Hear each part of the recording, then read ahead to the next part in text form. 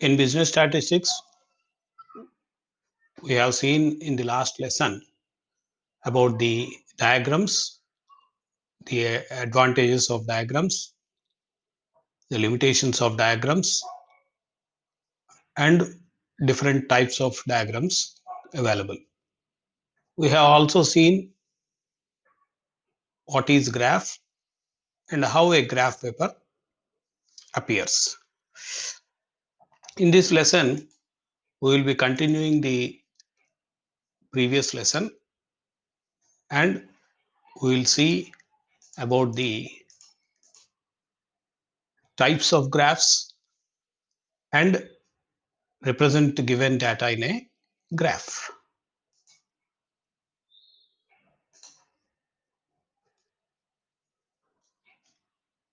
To quickly recap what we have seen in the last lesson, we have seen what is a diagram, what are the uses of diagrams.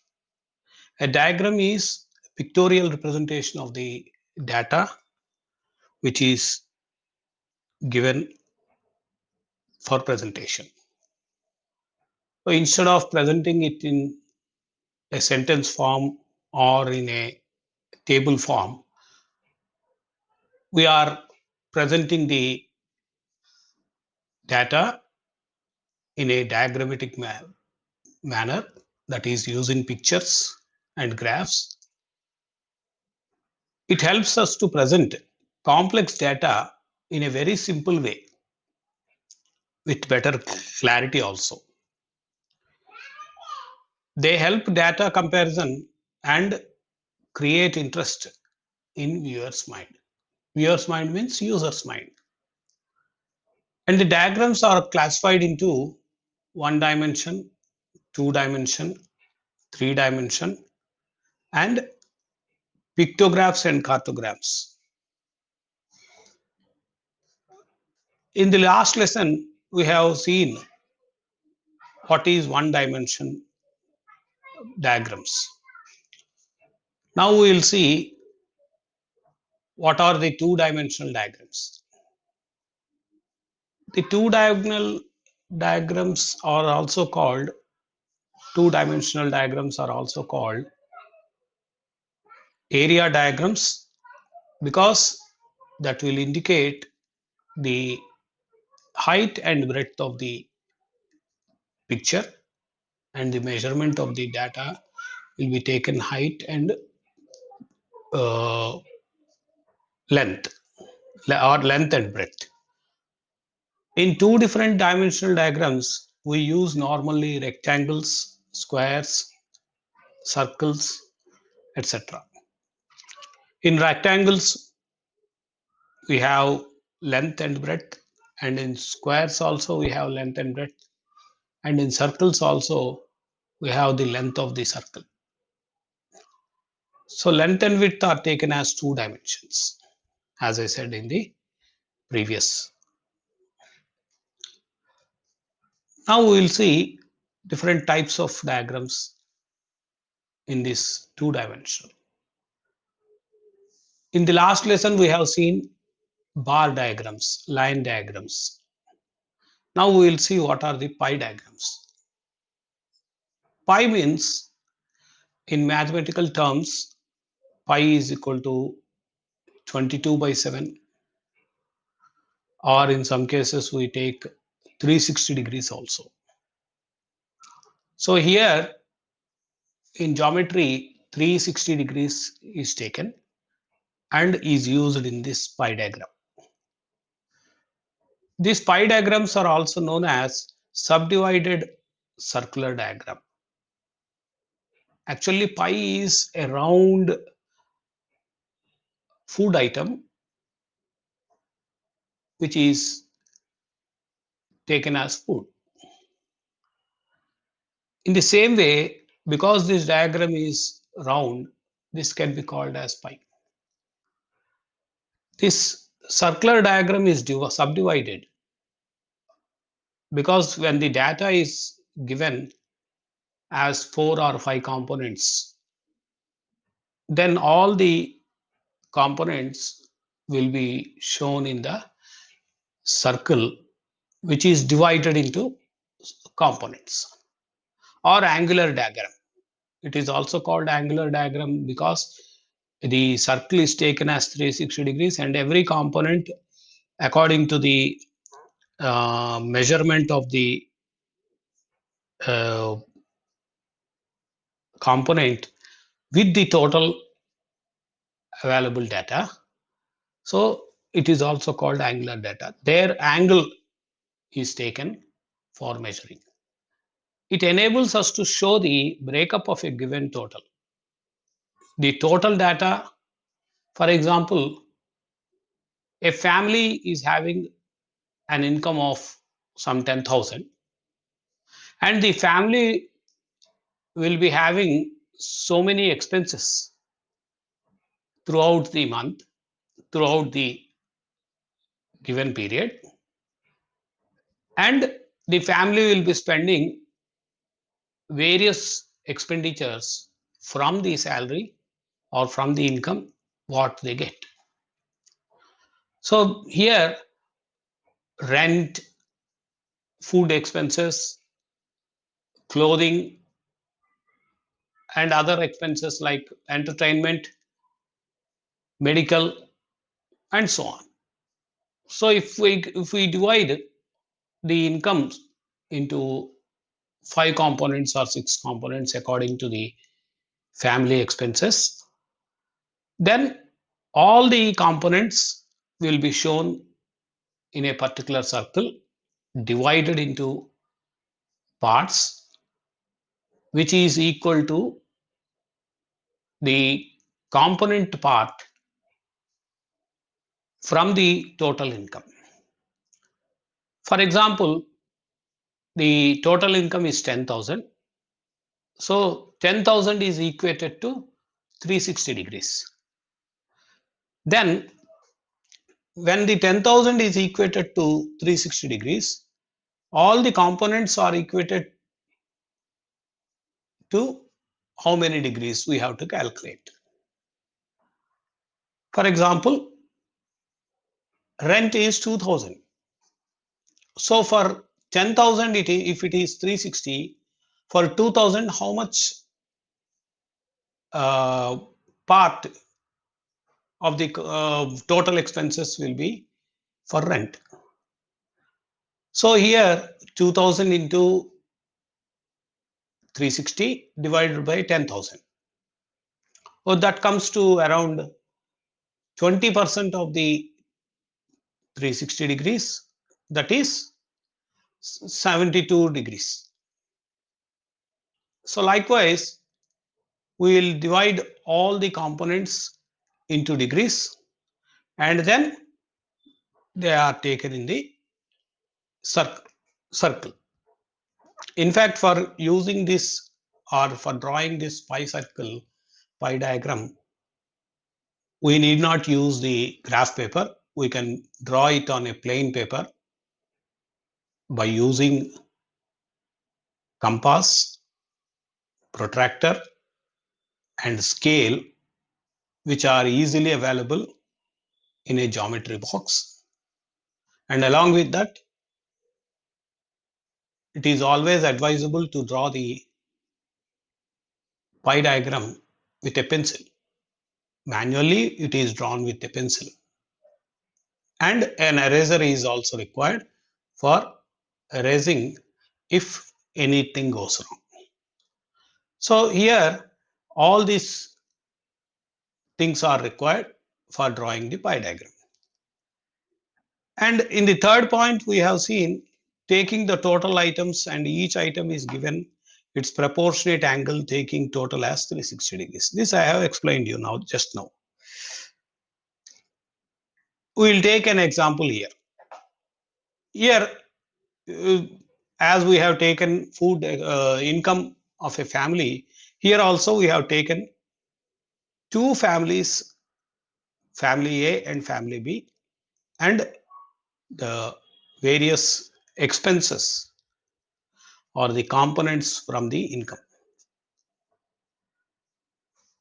Here, total income is not given, but the bifurcation, the division of the income towards the expenses are given. Food expenses for the family A is 1700 and clothing expenses is 800, fuel expenses is 400 and rent expenses is again 400, education is 200 and miscellaneous is 100. So here for getting total income, we have to sum up all these expenses. That is 1700 plus 800 is 2500, 2500 plus 400 is 2900, 2900 plus 400 is 3300, 3300 plus 200 is 3500 and 100 is 3600. So we have to equate, as I said in the previous slide, we have to equate this 3600 income to 360 degrees. And now we will divide all the expenses of the according to the expenses according to components of food, clothing, fuel, rent, education, miscellaneous, so that we can show it in a pie diagram. Here, first of all, we have to quickly calculate all the components degrees, part of the 360 degrees in a rough area, and we'll keep ready the data before drawing the pie diagram. So as I said earlier, we have to calculate the individual expenses equated to 360 degrees and so on. So if total income is 3600 and the total pie chart is 360 degrees, now 1700 is 170 degrees and 800 is 80 degrees, 400 is 40 degrees, rent is 40 degrees, education is 20 degrees and miscellaneous is 10 degrees. So likewise we have to take. Now we'll sum up all these components degrees what we have got. 170 plus 80 is 250, 250 plus 40 is 290, 290 plus 40 is 330, 20 plus 20 is 350, plus 10 is 360 degrees. So we have to get round figure 360 degrees for all the components when we calculate the degrees. So if you get one or two differences while calculating or while rounding off the calculation, we can add or delete some decimal points from one component to another component and we can show the data roughly. Suppose if you got 359, we should make it 360. So we can include that fraction of the uh, calculation in one of the components, right? In the second example also, family B also, this same is calculated. Similarly, we can calculate all these things. For example, 3300 plus 900 is 4500, 4500 plus 800 is 5300, 5300 plus 600 is 5900, plus 600 is 6500, plus 200 is 6700. So like this, we can calculate the total income and equate it to 360 degrees and then draw the pie diagram. Here we have seen two pie diagrams separately for family A and family B. See here, even though the degrees are not indicated, 170 degrees are almost half of the pie diagram because 180 is exactly half.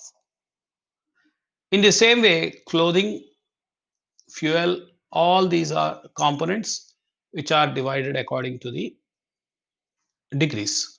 In the second family B also, second pie chart also, similarly, we have divided all these things, right? So that is how we will calculate and we will work out with the pie diagram. So a compass is placed at one point of the sheet and slowly draw a circle, and then it is always advisable to draw a straight line from the middle point of the circle to one end of the circle.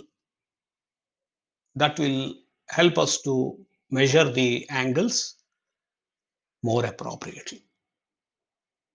So when we draw the line, some point line is there.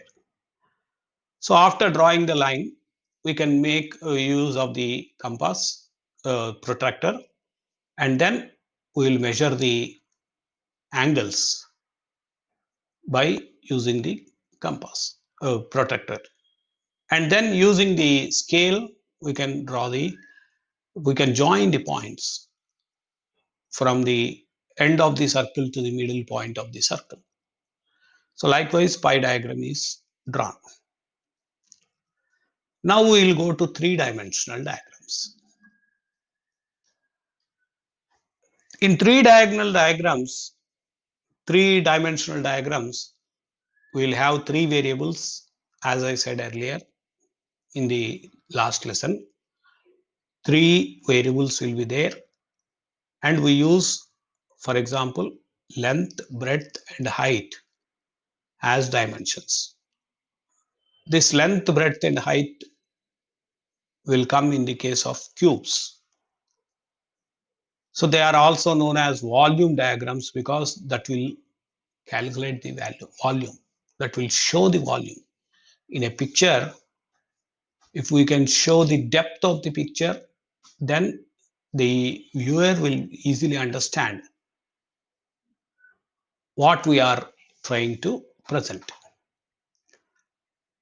The main objective is to highlight the magnitude, that is depth of the data through volumes. For example, cubes, we have taken length, breadth, and height. In the same way, spheres, cylinders, all these types is three-dimensional pictures. Next, we will go to pictographs and cartograms. For drawing three-dimensional and other dimensions, higher dimensions, some expertism in drawing the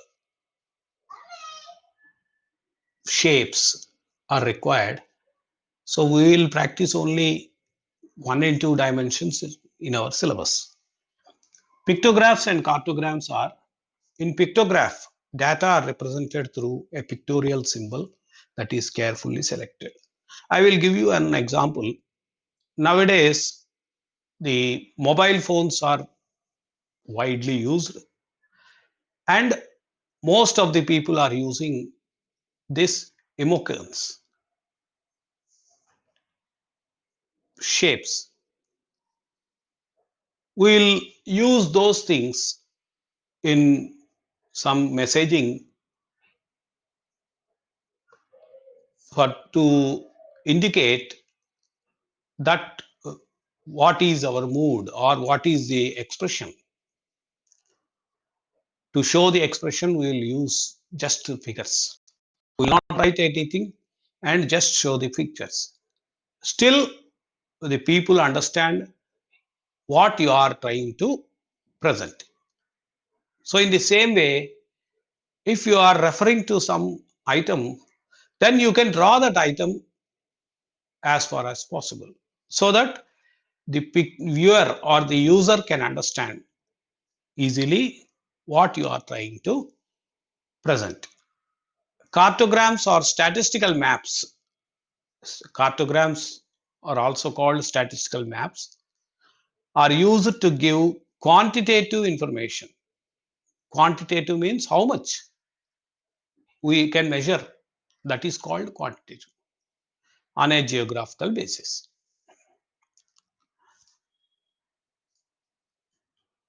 Here we will see graphs and broad classification of graphs. Graphs can be of histograms, frequency polygon, smoothed curves, frequency curve, and Augev curves or cumulative frequency curves. Cumulative frequency means adding the frequency, current frequency of the class interval with the previous class intervals frequency, we will get cumulative frequency. So in the same way, if we want to add, if we want to know the cumulative frequency of the last class interval which is given in the table, all the above class intervals frequencies are added with the present, that is last item of the table class interval, and then the total is shown as cumulative frequency. Likewise, every item is calculated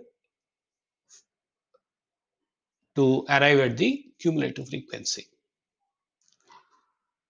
So next we will see one after another what are those things. Histograms. These are used in continuous series. Continuous series means we have seen class interval, frequency distribution, etc. in the previous classes. 0 to 10, 10 to 20, 20 to 30, 30 to 40, and so on. Those are called class intervals, or those series, those type of series are called continuous series. The observations represented on horizontal axis and frequency of those observations shown on vertical axis. So the observations and frequency are shown on x and y axis on a graph paper, and then we will represent, or we will show them on the graph paper, and histograms are drawn. Bar diagrams are nothing but histograms. Here we will take one example for preparation of the histogram. Wages and frequency are given in the table for calculation of the histogram.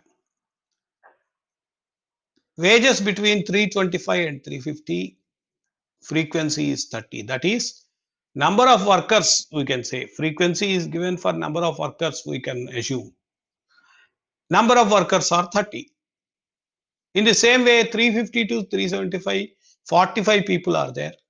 Likewise, we are taking the data ranging between 325 and 450.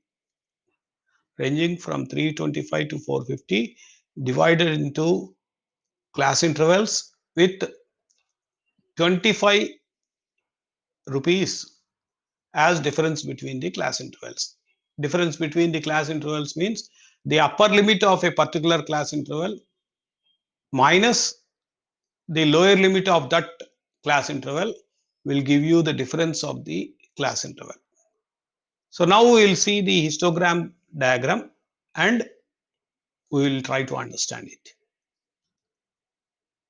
Here, these are the histograms where we can see the bars are joined to each other. The bars are joined to each other.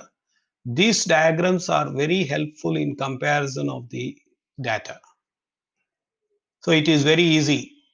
For example, 325 to 350, we have 30. 350 to 375, 45 people are there.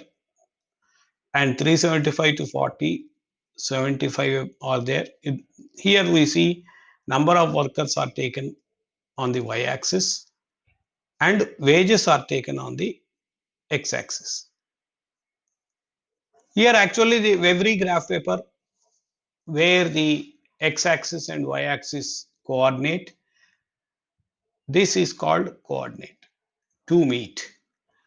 That point is called 0 or O, that is origin. Here on the x-axis we are taking wages. Because the data starts from 325, this space will not indicate up to 325, but the data starts from 325 only. So this type of line is drawn to indicate that there is long gap between the first uh, part of the component and 0. Anyway, these wages are taken on the x-axis, and here we have to give a title to this diagram, that is diagram or histograms showing wages and the number of workers. Here we have seen scale. On x-axis we have 1 centimeter division is equal to 2.5 units per 1 centimeter. So 2.5 units means from here to here 2.5 centimeters for 25 unit. That means 2.5, 2.5, 2.5, 2.5, 2.5. Like this, we have to take 12.5 length and divided into 5 components. And on y-axis, one division, 1 centimeter is equal to 1 unit. That means number of workers are 10 for every centimeter. So that we have to take. And then we will plot the points, that is 325 to 350. We will draw bars like this. This indicates the range of the class interval, that is 325 to 350. In the previous slide, you can remember the class interval is 325 to 350, 350 to 375, and so on. So with the help of histograms, we will draw the continuous series. We will show the continuous series data. Now what we will do is to draw this histogram. First you place the point here. You please mark a small point there, point and round or something like that, to indicate that some point is there. And then what is the frequency, that we will see. This is the frequency 30. So equally this point is taken. Here we will take one point. We will mark one point. And then at 350, because up to 350 it is 30 workers. Here again we will make a point, that is marking a point. And then here also we will mark a point. So here we have 4 points marked at 325, at 30, at 30, at 350. All the 4 points are joined with the help of scale and pencil. For example, first draw this line from this point to this point, and again draw this horizontal line from here to here, and then you draw a vertical line from top to bottom, and so on.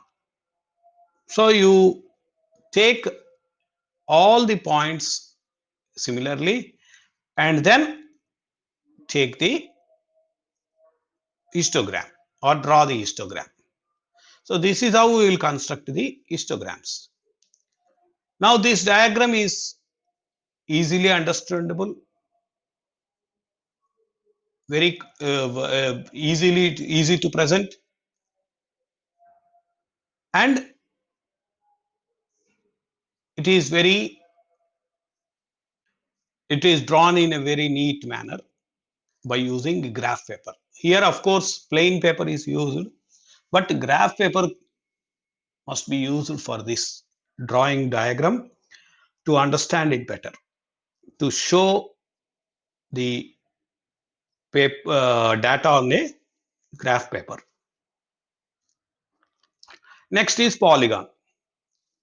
Polygon has four sides,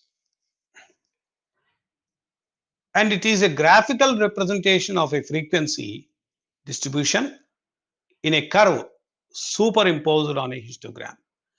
On a histogram, in the previous slide we have drawn histogram. A curve is placed. For example, from this point we will draw a curve here. Curve means freely drawn with your hand. We cannot use any scale or like that. Just we'll start the line from here and just we'll draw like this a line as far as possible straight, and then we'll join these 2 points, and then 2 points, and then 2 points like this. We will be taking a middle of the histogram bar. From here it is joined here, and then it is joined here, it is joined here, it is joined here, it is joined here, and it will come down to join at the origin of the x-axis. So we will see what exactly we have to draw. In the example, we are taking continuous series, marks and number of students. 0 to 10 marks, 5 students have secured. 10 to 20 marks, 10 students have secured. 20 to 30 marks, 4 students have secured, and so on. Just we will go to previous slide. Here you please observe, it is a graphical representation of a frequency distribution in a curve superimposed on a histogram. That means, first of all, we have to draw the histogram, and then curve is superimposed. Curve is drawn across the histogram according to the points, right? Now we will see the diagram here. On the y-axis, we have taken number of students, and on the x-axis, we have taken the marks. Here a printing mistake is there. Instead of u, you take it as y. Instead of u, we have to take y. Here actually the point should start from here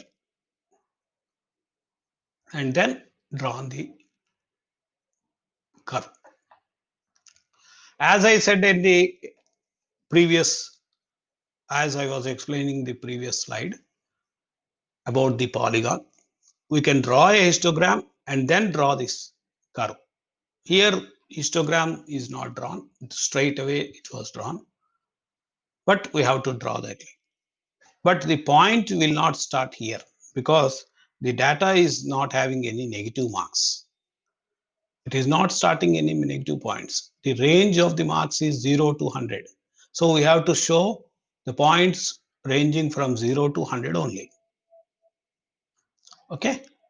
So the point should start here and raise to this point. This 15, 10 indicates 10 is y-axis and 15 is x-axis. This point you see, like this we have to draw. 15, 10. Okay. Here cumulative frequency is taken. That means 5 plus 10, 15, 15 plus 4, 19, and so on. Like that we will see. Okay. Next, frequency curve. Frequency curves are smooth freehand curve drawn through vertex of frequency polygon. Freehand curve, as I said in the polygon, we will draw a freehand curve, and basic objective of this drawing is a frequency curve is to present graphically area covered by histogram in a more symmetrical fashion. Symmetrical means balanced fashion. We will see an example. Next is Augev curve. Of course, all these diagrams are not asked in your examination. You will be asked to draw a bar diagram or a histogram or a pie diagram normally. Augev curve is, it is a graphic representation of cumulative frequency of a distribution. So it is a cumulative frequency distribution. Previously, I have explained how to take cumulative frequency. Augev curves are two types. This cumulative frequency we will understand better when we come to problems part of the subject. That is averages, arithmetic mean, median, mode, and so on. Augev curves are two types. One is less than Augev curve and one is more than Augev curve. Less than Augev curve means we have to take from top and this is bottom. 0 to 40, 40 to 80 we have taken as continuous series, salary per day, and number of workers, again frequency is taken for number of workers and frequency is given here. We will see the diagram. This is the Augev curve. Here you see this is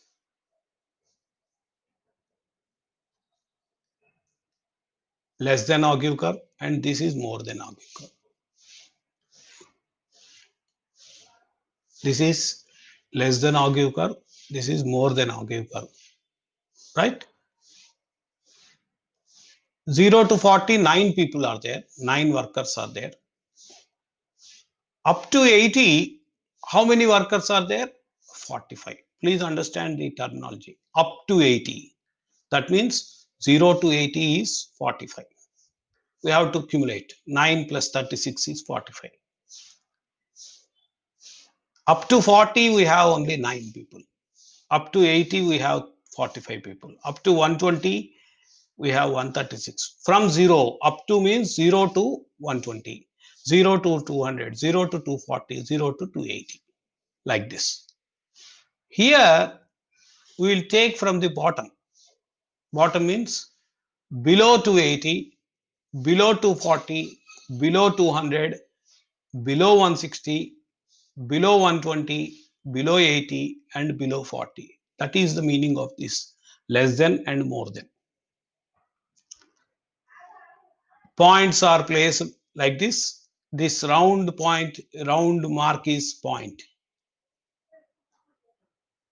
This is 400. This is some 240 or something. Like this, we have to take the points and then draw the curve. And this is another curve, right? How to choose a graph? For choosing a graph, it mainly depends on 3 points. Nature of data, objective of presentation, and type of audience. So here we have seen some pictures earlier, graphs on graphs and without graphs. We have seen pie diagram without graph. So the objective of presentation is to show a pie diagram. Nature of data is components of the circle. So obviously we will be drawing only pie diagram for that type of data. Like this we have to select. Some rules are there. Those rules we will see. We have to follow those rules for drawing the graphs. And type of audience are also important. Type of audience makes us to think how we have to present the data. For example, if audience are small people, small children, then we have to present in a different way. If the audience are non-business people, we have to present in a different way. If the audience are business people, we have to present in a different way, like that. We will see what are the general rules for these graphs. Earlier we have seen for diagrams, almost same rules are existing here also. First one is neatness. The diagram should be neat, the graphs paper should be neat, title should be given, and a footnote also will be given to understand what this picture depicts. Structural framework, how we have to construct the diagram. And scale. Scale we have seen x is equal to 1 unit, 2 units, like that we have seen 1 centimeter, 2 centimeters we can take. And then a graph is drawn. Some more rules are there. False baseline. False baseline means a baseline should be taken. For example, in graph paper, baseline is x-axis, y-axis, we can take any of the things. False baseline means in pie diagram I have explained you, simply draw a line joining the points from middle of the circle to the end of the circle at one point randomly. That is called baseline. That can be called as false baseline because without any basis we are drawing the line. Then we will build up the pie diagram according to the data given. Line designs, source note, all these things should be followed in general rules. Index, simplicity, all these we have seen in the diagrams also in the last lesson. Same index, simplicity, everything we have to show. With this, we come to an end of this lesson. We will see what the summary of this. We have seen graphs are used to present complex data in a simple way. Diagrams are used for presenting the complex data in a simple way with better clarity. They also help data comparison. I have explained you how to compare the data in the histograms. Like that, we have to compare and create interest in viewers' mind. All these things, diagrams, graphs, everything is just to attract the viewer, attract the user. When we attract the user will try to understand more in depth about the picture. When the user understands the picture, automatically he will be able to understand the data also, the behavior of the data, how the data is behaving, like that. Graphs are classified into, we have seen histograms, polygon, frequency curve, Ogive curve. Ogive curve is, I have shown you more than, less than, like that. We have also seen points, how to choose graph. It depends on the nature of data, objective of presentation, and nature of audience. And we have also seen general rules for constructing the graph like neatness, title, footnote, structural framework, scale, false baseline, index, and so on. So all these things will be taken and a graph is drawn. If we follow these general rules, a graph paper will appear very neatly and attractive so that the viewer is attracted towards the graph and the viewer can understand the data very well. We have assignment. You please attempt these things. Here